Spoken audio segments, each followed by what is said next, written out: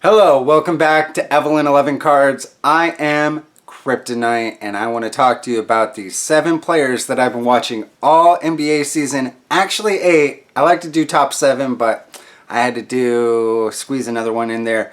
I wanted to pay attention to their card prices and see, based on their performances and even off the court, if their card prices have been impacted in a good way or a bad way. Did I make smart decisions? Did I invest in the right players?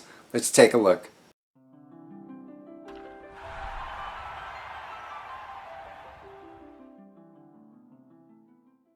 Thanks for joining me. If you could please just hit that like button, subscribe to the channel. I'm trying to work up to 400 subscribers. Please help me. Starting off the list is a tie between 2 players that I kind of wanted to pay a little bit of attention to. I figured they would be shoved down our throats because everybody pays attention to these 2 particular players. Who that is? Zion Williamson and Ja Morant. And boy, have they had seasons that are, I'm sure they'd like to forget. Let's start off with Zion. Zion, he's only played 114 games through the past 4 seasons, and he only managed to play in 29 this particular season, even though he did play well in those particular 29 games, scoring 26 points per game, having 7 rebounds per game, and averaging 5 assists per game, which is pretty decent stats for Zion, but if he can't stay on the court, that's going to be a big problem. And he is the biggest thing on the Pelicans. I'm the biggest bird. I'm the biggest bird. You could say he's the biggest bird. And because he is the biggest bird, comes with a lot of responsibilities and obligations and things, and people are expecting a lot from this guy. And he's not really giving everybody anywhere near what people expect, the potential that he has. So Zion, unfortunately, with those statistics that you have going on right now, I'm going to give him about a C-.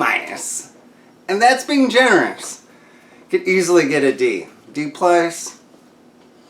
Not very good for Zion. It's just his saving grace is when he's actually on the court, he does perform well. So I'll give him that.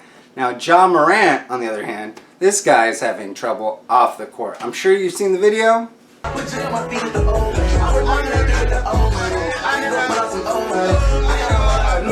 not really sure I'm supposed to show those but you know, so I tried to research this a little bit, and it's always blurred out or it's like controversial. Dude's just creating trouble for himself, but when he's on the court, he's great. Unfortunately, like I spoke about in the first video,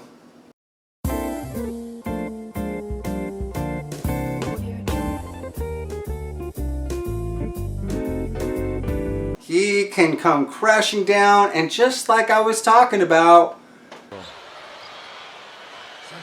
Wow. What a turn of events here. Of course, the dude is going a million miles an hour, and bam, hurts his hand, just like I was kind of thinking would particularly happen potentially this season. Not to say I predicted it, but I think it was just kind of predictable. The guy goes really hard, and it's like he's just a Ferrari out of control. In a way, in a matter of speaking. The guy is great when he's healthy.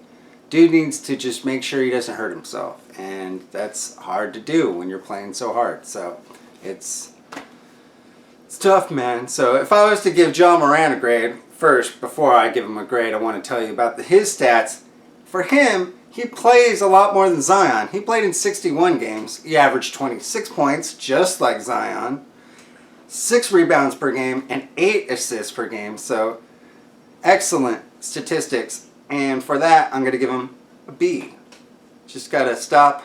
Boo, boo, boo, boo, boo. You know, come on, Ja. And he's in the club. He's like, yeah. Yeah. Number 6, Coby White.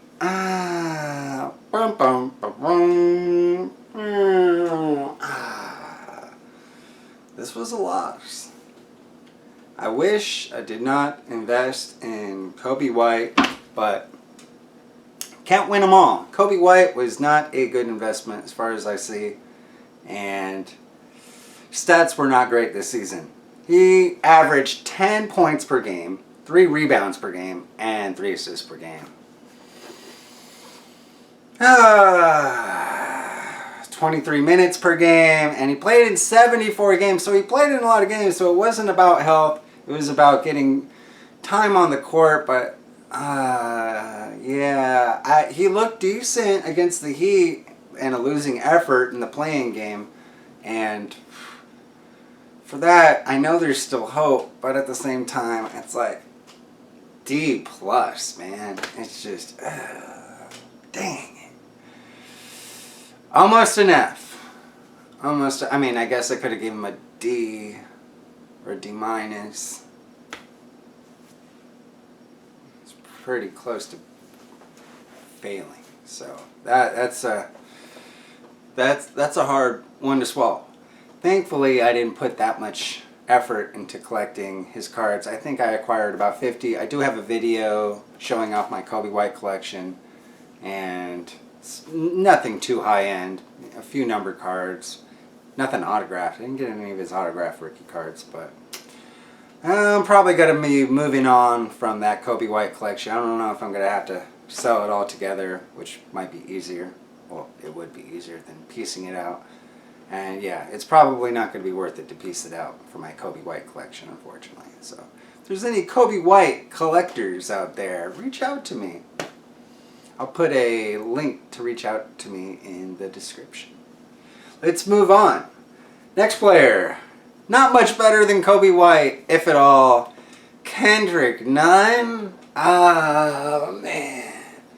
Okay. To speak for being on my behalf, I'd have to say that it's not that I was really targeting Kendrick Nunn. He came as kind of like a side caveat, a bonus, if you will, for me collecting another player that I will get to later on this list. And so Kendrick Nunn, formerly of the Heat, then of the Lakers, now of the Wizards, didn't play great this season. Didn't really get, I mean, did he get much of a chance? He's been coming back from a bad injury that he had. And he did play 70 games, which actually seems like a lot more than I would expect, between the Lakers and the Wizards this season. And in those games, he averaged only 13 minutes, however. He had 7 points per game, 2 rebounds per game, and 1 assist per game.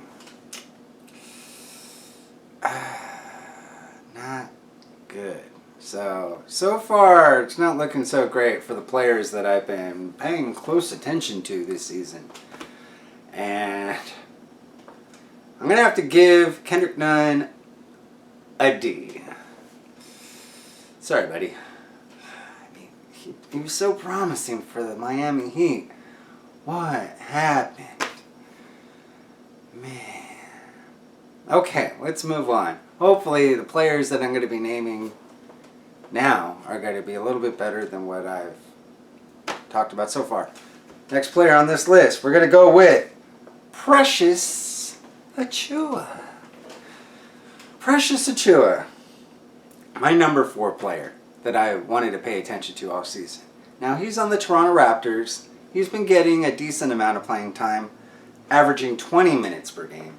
And he played in 55 games this season, so I wish he played in more. I think he deserved to play in more, and he earned the right to play in more, but he's still proving himself, and I think that he's done so much this season.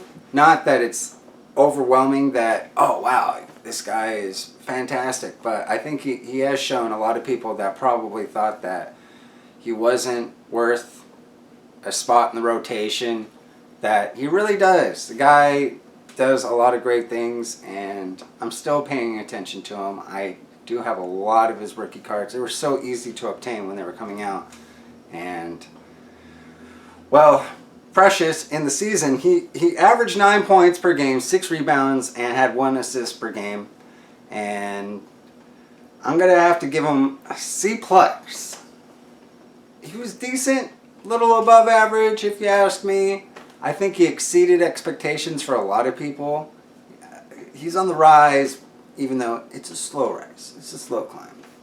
Precious Achiuwa, I'm still believing in you. Even though it's...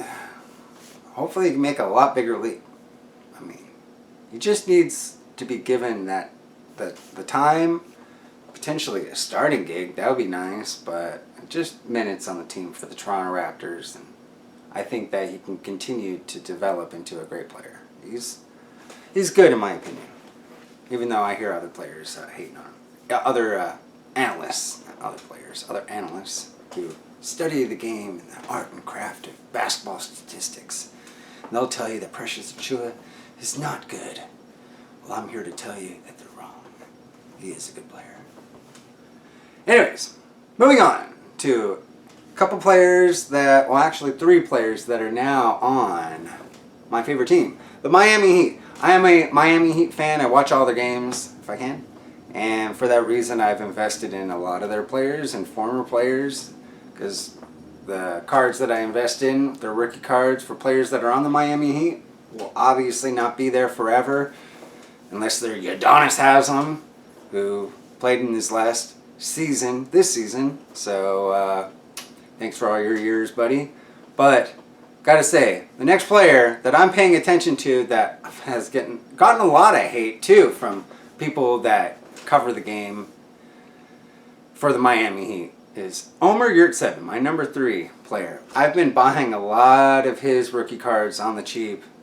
I believe in him. I think he's a good player. He hasn't played most of all season. He only played in 9 regular season games this year, and it was near the tail end.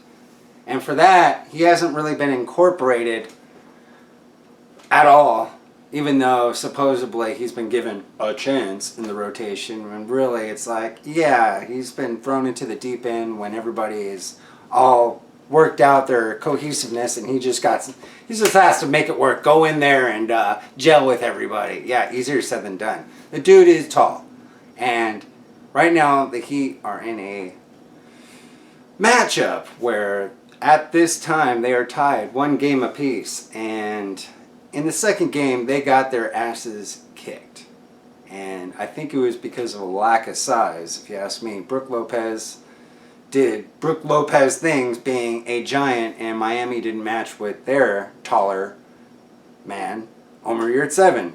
And is it because Spo doesn't believe in him? Probably, but I think you should give him a chance, because like some people say, and I agree, you can't teach tall. Either you're tall or you're not. Omer Yurtseven is tall. Give him a chance, throw him in there, see what he can do. I've seen him against Joel Embiid. Shaq even recognized, wow, this guy, Omer Yurtseven, he's playing pretty decent against this guy, Joel Embiid. And I think that goes a long way. He's played good against other players. He's just needed to shake off the rust. And if you put him in there, I think he can surprise a lot of people. Omer Yurtseven, even though he only played in 9 games and only averaged 9 minutes per game in those games, he only averaged 4 points and 3 rebounds in those games. So not necessarily good.